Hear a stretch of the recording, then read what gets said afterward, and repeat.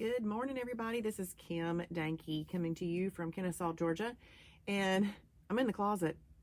I'm in the closet because, oh, something new popped up on the screen. But I'm in the closet because things are different at my house this morning. And I didn't have time to take my iPad and all my things downstairs and everything.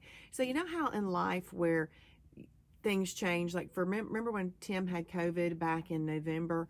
Well, when he came home, the best place for him to be was on one floor where he had a bedroom, a bathroom, access to everything he needed, and that was the basement.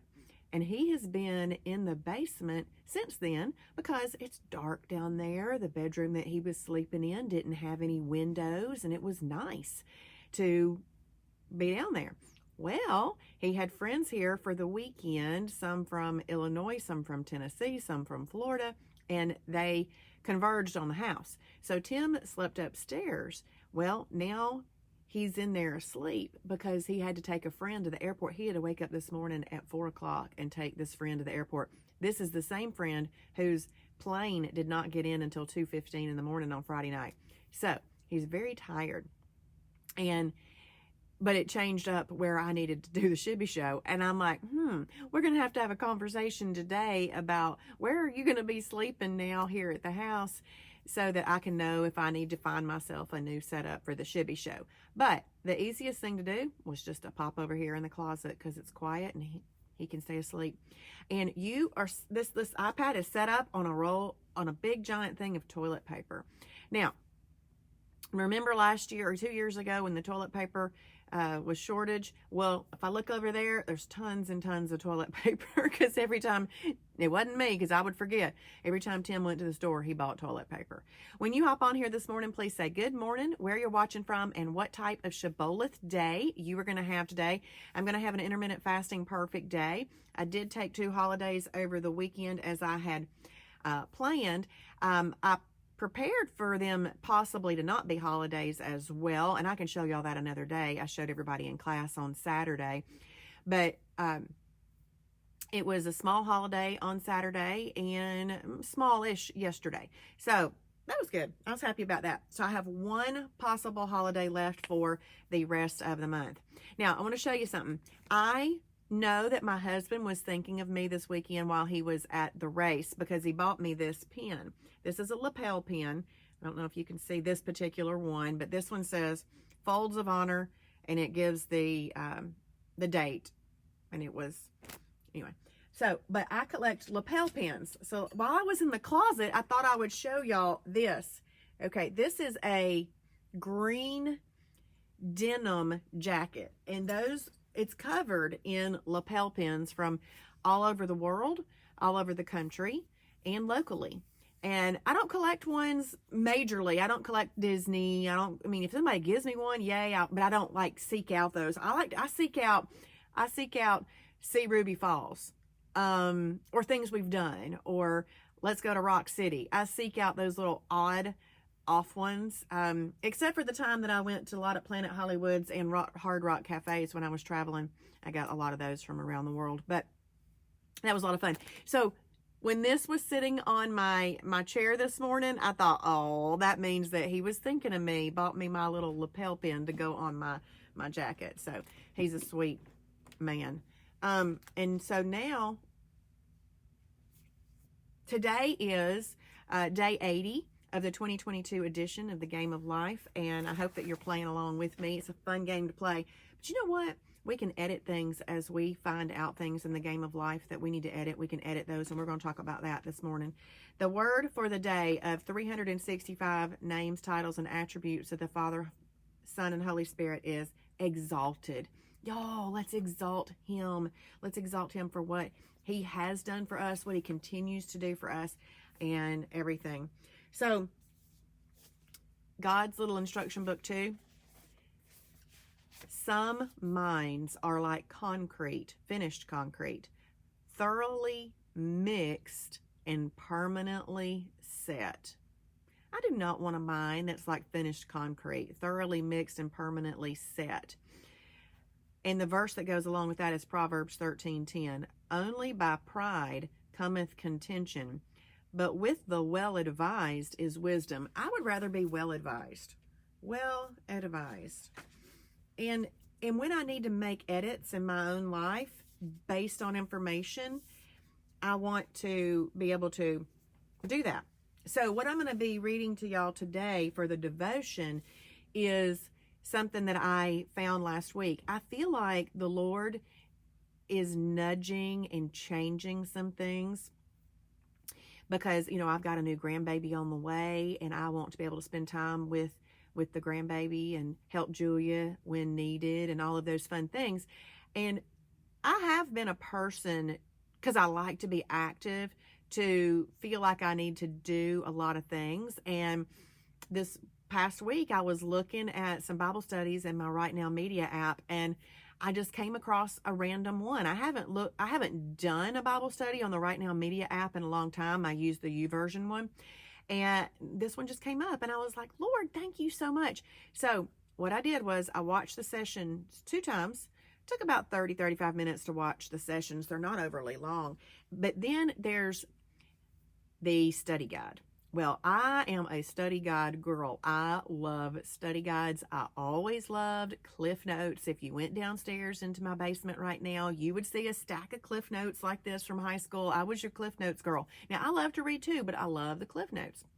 So I took the study guide and I then transferred what I thought was important for me, that I could use, that I could assimilate out of that and put into my life.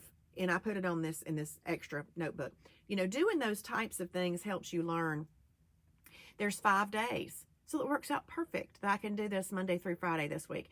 The Bible study is called the Ruthless Elimination of Hurry.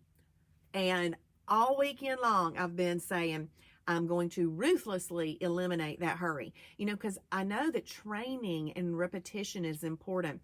So when I went over to Alabama this weekend, even though I didn't need to stop and go to the restroom, I decided that I was going to stop at the Alabama rest area. So I pulled over and I stopped at the Alabama rest area. I walked around. I looked. I saw that Jacksonville State University band was there. Another school band was there, and it was crowded. I went to the restroom. I walked in the little building. I picked up some magazines and different things like that to look at if I feel so led. And then I got back into the car. I set myself up. I am purposefully slowing down.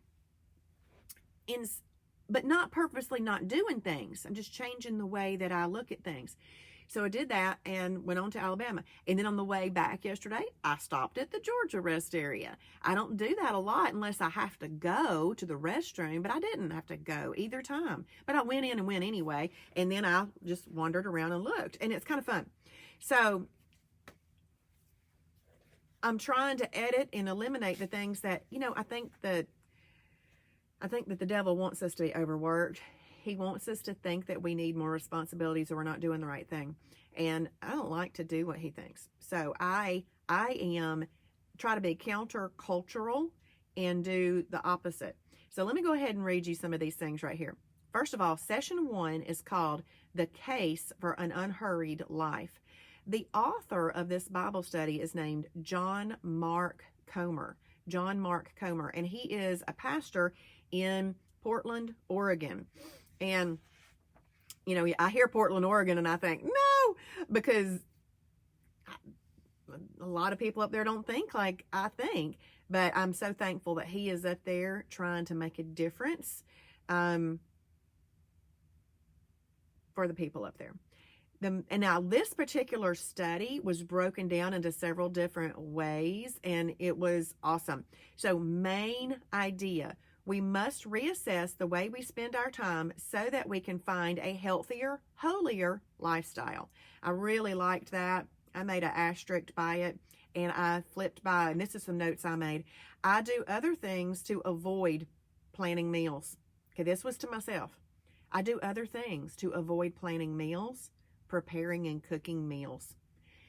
So I have made myself think that other things are more important than that. And it's not true. And I'm going to ruthlessly eliminate that. And so I wrote, I need to hashtag plan meals for his glory, hashtag prepare meals for his glory, hashtag cook for his glory, and slow down while doing it. So the other day, see, I started reading this on Friday. The other day, I actually cut up 3 bell peppers to make a casserole for my husband and his friends. I did forget to make the casserole though. On Saturday night, my husband messages me and he says, hey, how long and what temp do I cook that casserole on tomorrow morning? I sent him back a text. Oops, I forgot to make it. I had done all the prep for it, but I forgot to put it together because I was going to put it, I did the prep for it on Friday afternoon. I was going to put it together on Saturday morning before I left for the Shibby shop in Alabama so that they could cook it on Sunday because I didn't want it just to sit there for that long before it got cooked, and then I forgot to make it. And then he asked me yesterday, are you going to stay? Are you coming home today or tomorrow? I said, today, because I forgot the check that I was staying an extra day in Alabama to deposit. So the slowing down, you might have to reassess other things and not forget things too. Okay, so then it talks about a head change. To know that hurry sabotages our ability to give and receive love with God and our neighbors. Heart change. To feel a desire to slow down, matching the rhythm of life that Jesus modeled.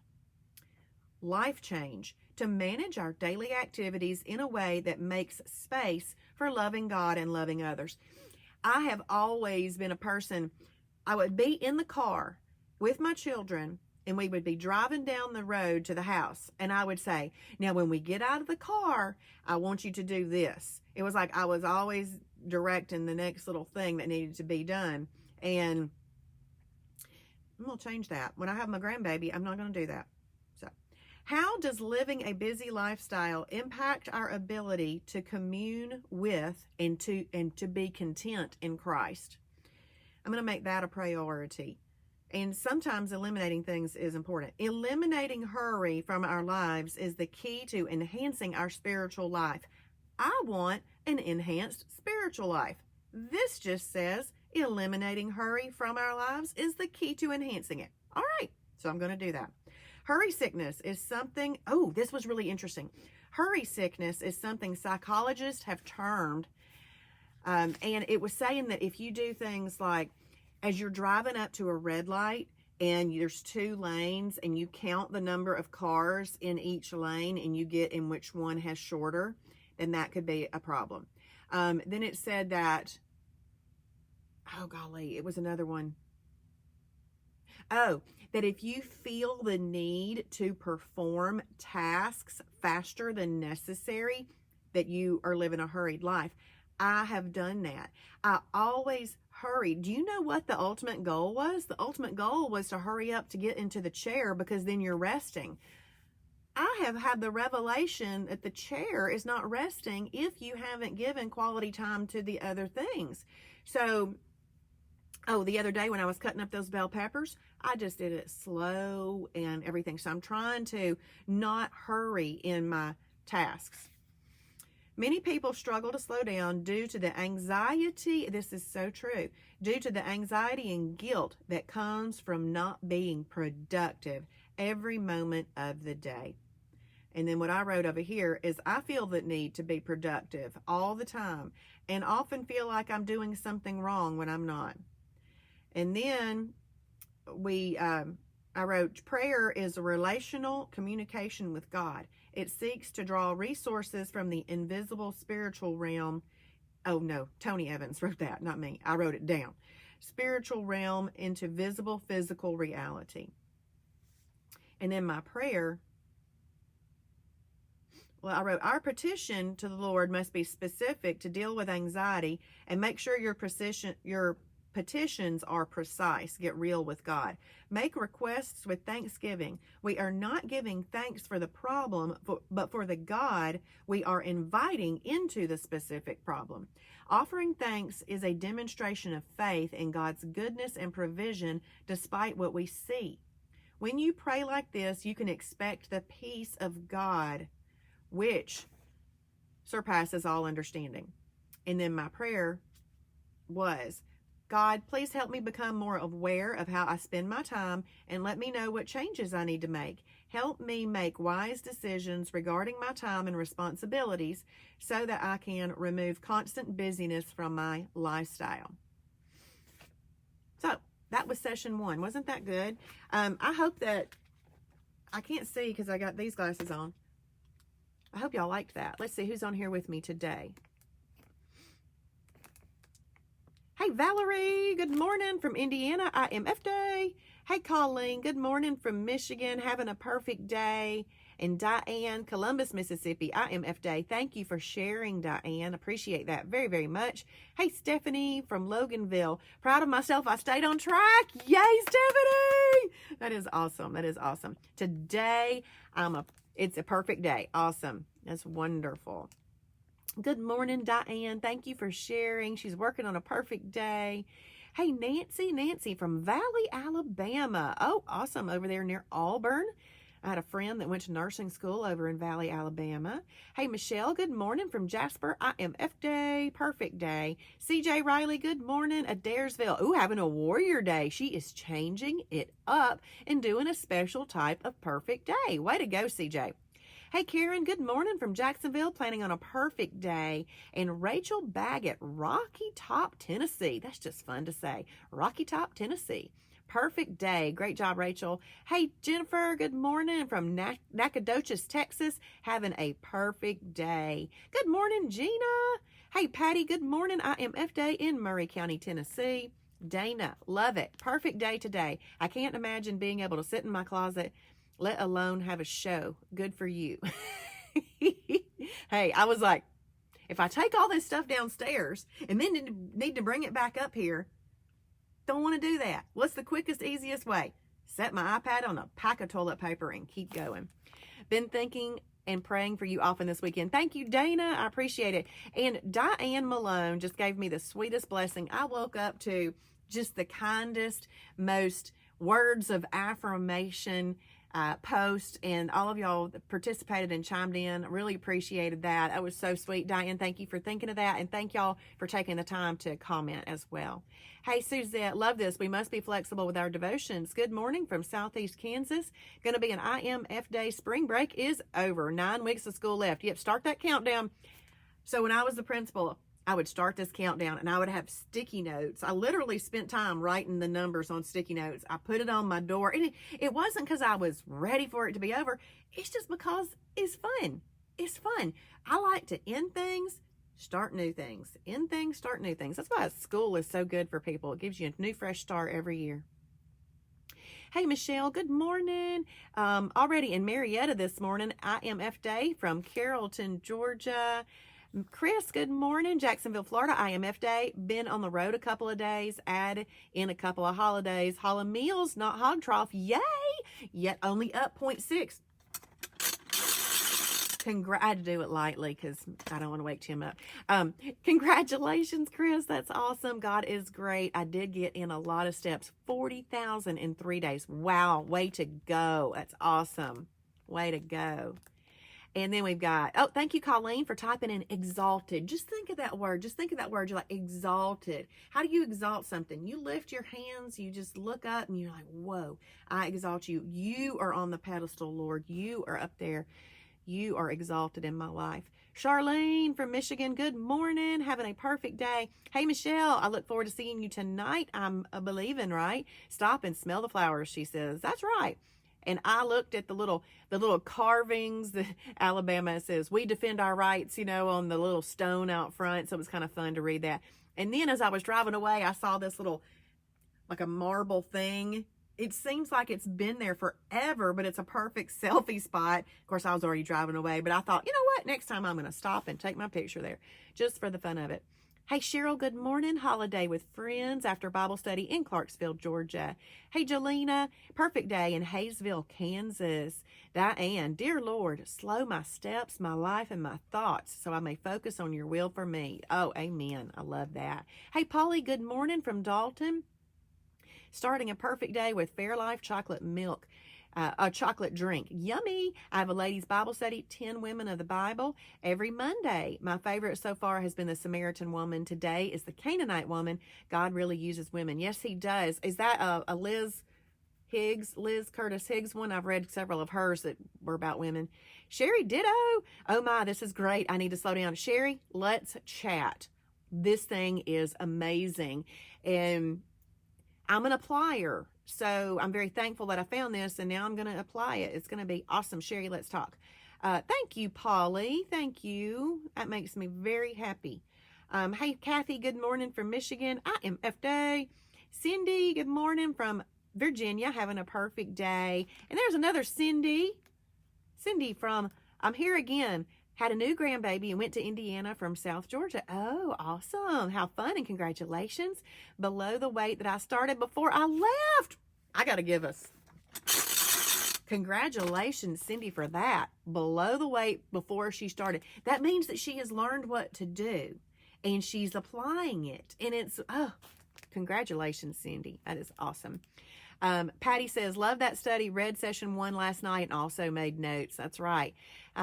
Paulette, hello from Knoxville, Tennessee. Becky from Kentucky, having a perfect day. And Paulette is having an IMF day. Well, that is awesome. That is awesome, awesome, awesome. Okay, well, y'all have a wonderful day. If you're near Kennesaw, please go ahead and register. Y'all, I really don't have more room than for about 12 people. So it's why 12 is listed in how many people can register. So if you're coming tonight, please register, okay? I might have to start sitting out in front of the classroom and saying, like, can you come in? Because it's kind to register. Let's just think of that, okay? It's kind to register so that we know. Oh, okay, Max Lucado is the author. Awesome. And Deb, hey, Deb from Virginia, having a perfect day. So glad you're on here. That's awesome. But whatever you do, make the day the best day that you can make it today for you, for the Lord, for your relationship with the Lord, your family, and whatever you have to do for work. Okay? And I will see y'all in the morning. Bye, everybody.